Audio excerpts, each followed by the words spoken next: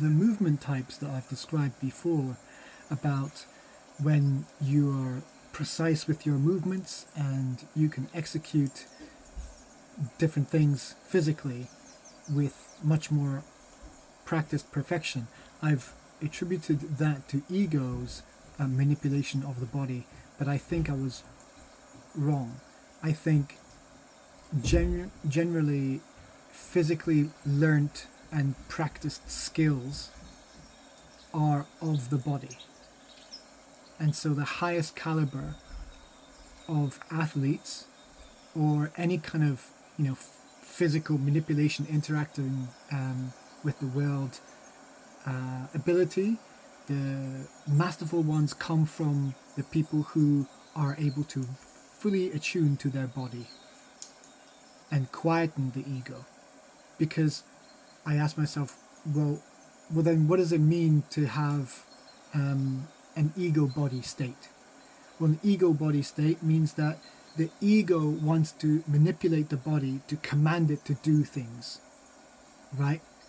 But if the ego, being identity of self, cares about itself and is secure and insecure and proud and embarrassed all together, all of those emotional responses to our environment, and therefore how we conduct ourselves, how we act and react, all of that is a game that the ego is playing, and it's dragging the body along for a ride, and it's dragging the mind along for a ride as well, because ego is trying to manipulate this body to do things because it wants to impress someone, or it wants to prove to itself that it can do it.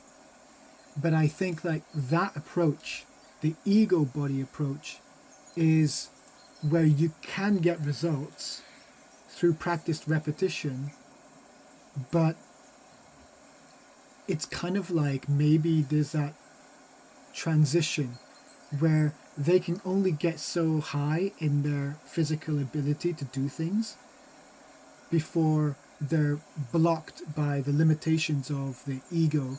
Because at any given moment, if, for example, let's say I'm an athlete, right, and I need to prove myself for my family or my own expectations, and I make it my life's goal to strive to be the best, and I can get fantastic results.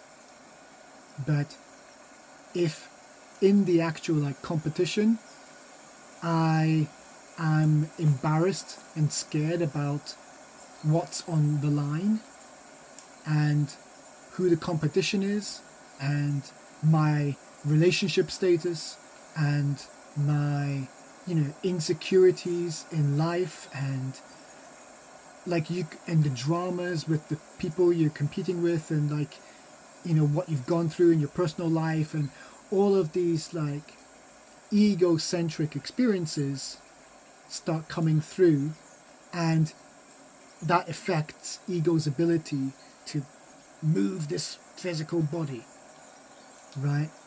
And so your body can, and you know that it can happen if you're physically competing and you're trying to be the best, and someone shouts out like, you're a twat, and it's like your best friends or something, it's a random example, but that can completely affect your ability to do the thing that you want to do. And so that's why that's in an ego body state, where you are vulnerable. If the ego is feeling affected, is having an emotional reaction, then that determines how your body reacts. Whereas if you don't care about what people think, and you're just doing it because you're listening to your body, and your body really knows how to do it and loves how to do it, and you've started to let go and just like listen to your body, and when you do that, the body is such an intuitive learner the mind is very useful to learning structures and like understanding concepts, right? If you're so inclined.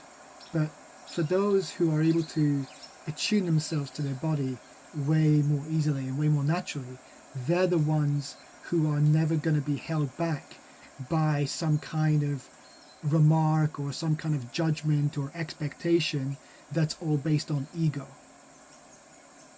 If you allow yourself to just be free to do whatever you wanted to do physically, and you have that ability to tune in and listen to your body and not let your ego or your mind make such a noise and try to manipulate. It's incredibly difficult for people who don't know how to do so to tune into your body and start listening and start letting it take control and letting it go. And I can start showing you as a physical example to give you quite a small look. But as I'm talking, in my experience,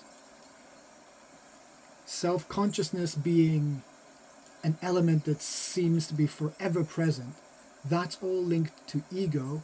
And if I ask ego to let go and look foolish and do anything that my body wants to do, anything, and right now it just wants to feel the tension all over my body by just smoothly letting my body move the way it just wants to do, with randomness and smooth movement.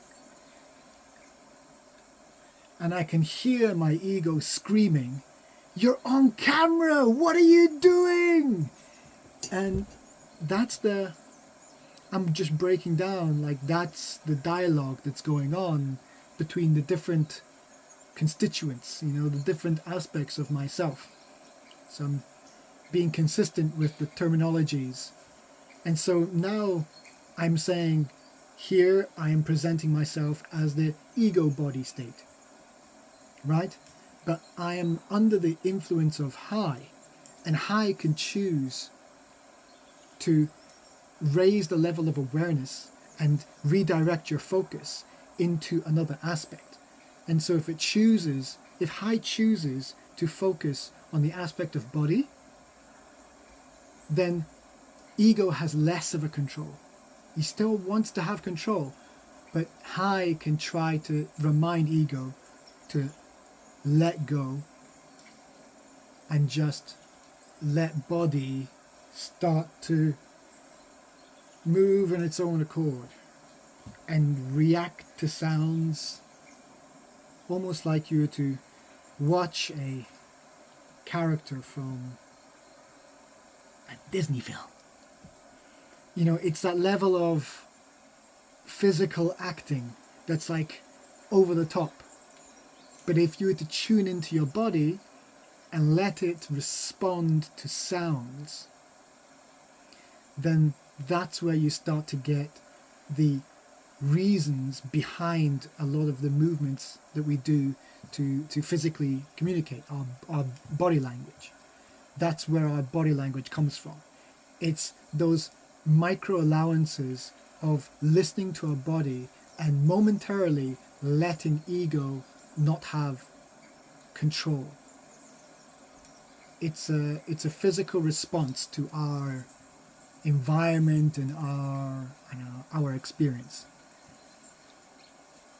And when you are under the influence of high more, when you've attuned high more, you can let high focus on the body and let ego go. And in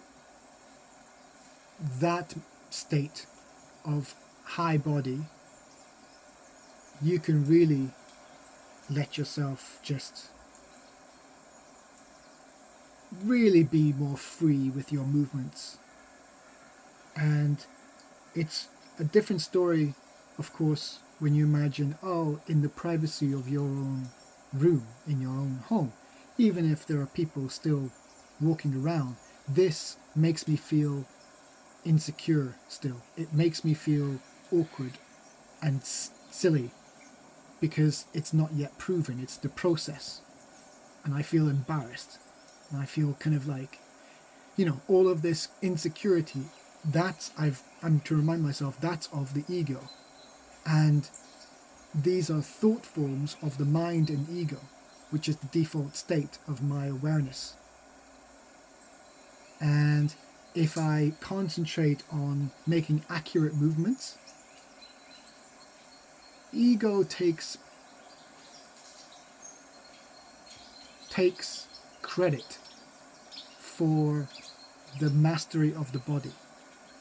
Because, for example, I'm able to tune into my body, and I didn't even know I was doing it. I've been known, and I've been proven all my life that I have, a high ability to achieve physical tasks well, to do things well. And I think it's to do with my ability, unbeknownst to me, to tune into my body and listen to the best ways to get things done. And to overcome problems, overcome challenges. I've been using the power of my mind as well to think of solutions, to regard the situation, the challenge, the problem, the puzzle, and figure it out. And then the ego goes, right, body, I need you to do this, and blah, blah, blah. And I've let my body take over a lot of the time, and that's what I owe my physical abilities to. It's more to the body. But ego is taking credit for that. And I think I was giving myself credit for my ego, and I don't think it is.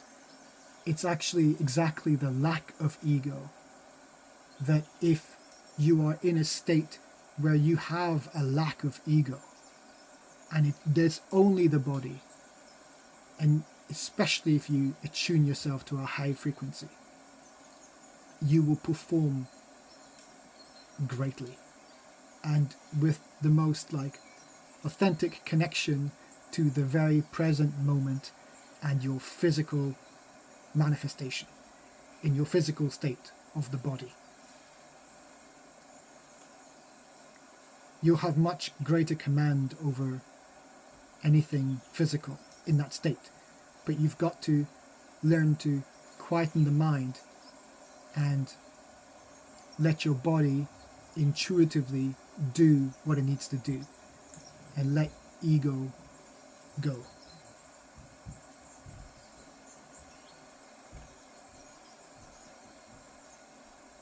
Yeah, I think so.